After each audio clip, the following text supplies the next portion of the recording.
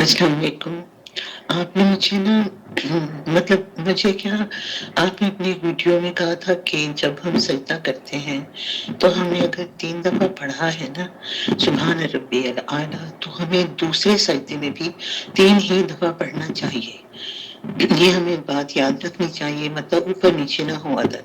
تو کیا میں نے جب نہیں ہم کہا. رکوع کرتے ہیں، بعض اوقات دیکھیں میں رکوع کرتی ہوں نا 4 رکعت فرض ہے، تو جب میں رکوع میں جاتی ہوں تو بعض دفعہ میں 3 دفعہ پڑھ لیتی ہوں، بعض دفعہ میں 5 دفعہ پڑھ لیتی ہوں، تو ٹھیک اس ہے. میں بھی یہ پابندی ہے یا نہیں، یہ پوچھنا تھا مجھے آپ سے، اوکے، پہلی ذرا بات وضاحت فرما دیں۔ میں بالکل جزاک وضاحت اللہ۔ کروں گا. پہلی بات تو یہ کہ میں نے کسی ویڈیو میں یہ نہیں کہا کہ آپ نے جو تسبیحات رکوع اور سجدے میں پڑھ رہی ہیں، وہ رکوع اور سجدے کی تسبیحات اگر پہلے سجدے میں آپ نے 3 پڑھی ہے تو دوسرے سجدے میں بھی آپ 3 ہی پڑھیں گی. یہ نہ میں نے کہا ہے اور نہ ہی کسی اہل علم نے اس بات کا فتویٰ بھی دیا ہے، بلکہ اس کے بالکل برعکس یہ جو اذکار ہیں اللہ کے رسول صلی اللہ علیہ وسلم سے سجدے اور تسبیحات رکوع اور سجدے میں جہاں بندہ اپنے رب کے سب سے زیادہ قریب ہوتا ہے سجدے میں، اس لیے ان میں ذکر و تسبیح کو خاص اہمیت دی گئی ہے.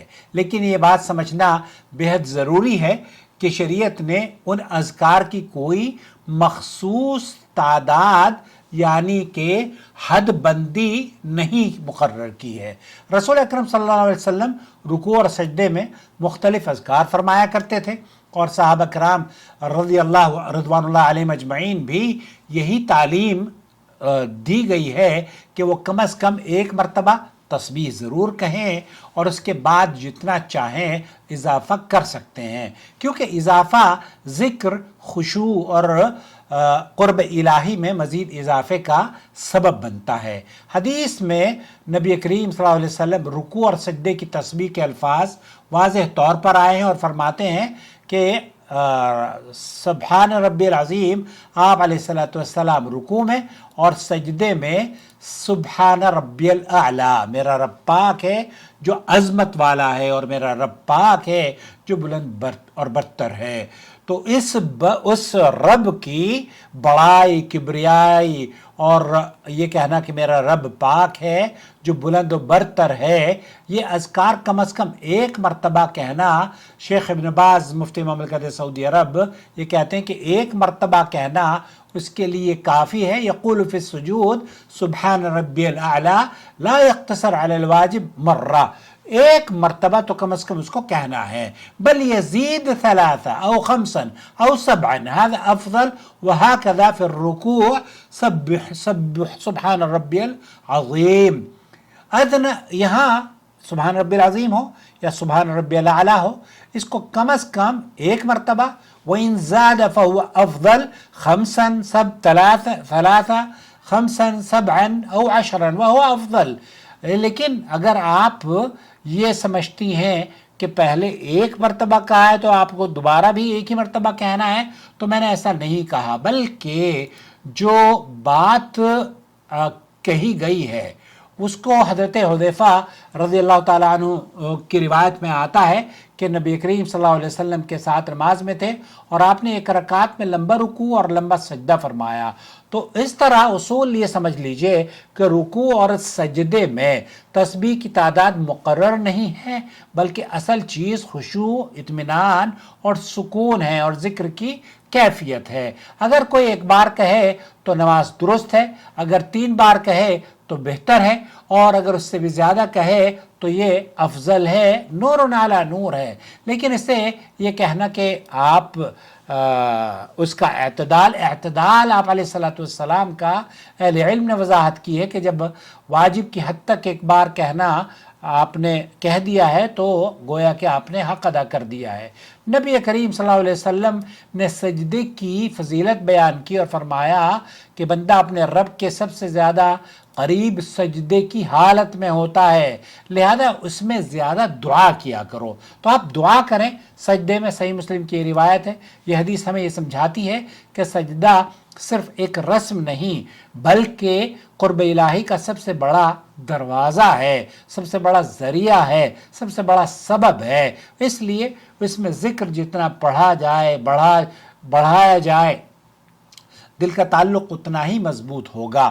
اس لیے اللہ کے رسول صلی اللہ علیہ وسلم کی رکوع اور سجود کی جو ڈیوریشن ہوا کرتی تھی نا، جو آپ کی اس کی طوالت اس کو کہہ لیجئے کہ کتنا لمبا ہونا چاہیے، اس میں آپ علیہ الصلوۃ والسلام بالکل یکساں ہوا کرتی تھی۔ تو آپ کوئی ٹائمر لے کے نہیں بیٹھتے، کوئی بھی نہیں لے کے بیٹھتا۔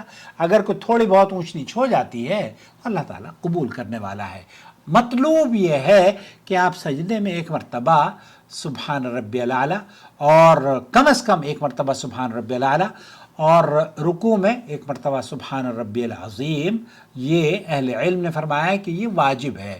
اور اس سے زیادہ آپ کرتی ہیں، اس سے زیادہ آپ سجدہ ریز ہو کر اپنے رب سے دعائیں مانگتی ہیں۔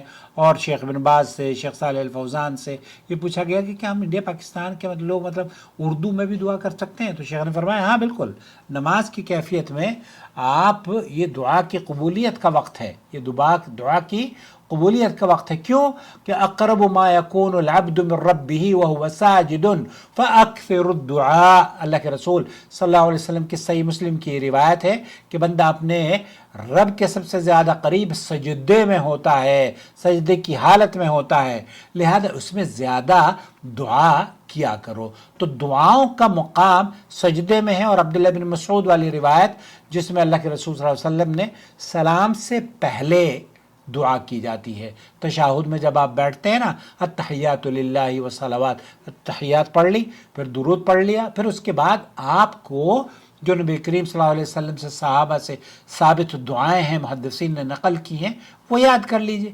اب آپ اس کے بعد اگر آپ یہ چاہیں سلام سے پہلے، تو پھر آپ اپنے لیے بھی، ہمارے لیے، اپنے لیے، سب کے لیے، پورے عالم اسلام کے لیے، اور ان فتنوں سے بچنے کے لیے جو کہ آج آپ اپنے ملکوں میں دیکھ رہے ہیں، نیتاؤں کے اور سیاستدانوں کے اور ملکوں کے ایک دوسرے کے جنگوں میں شریک ہونے کے، اللہ تعالیٰ ان سب سے دنیا کو بہترین امن اور سلامتی کا گہوارہ بنا دے، اور اس دنیا میں رہنے والوں کو ایک دوسرے کی عزت کرنا، پیار کرنا، محبت کرنا اور ایک دوسرے کا خیال رکھنے والا بنا دے۔ اس سے قطع نظر کہ آپ مسلمان ہیں یا نہیں، امن اور سلامتی سے جینا اس دنیا میں سب کا حق ہے۔ اللہ تعالیٰ ان تمام کو جو ہمارے چینل سے جڑے ہوئے ہیں ان کے گھروں میں خوشحالی عطا فرما۔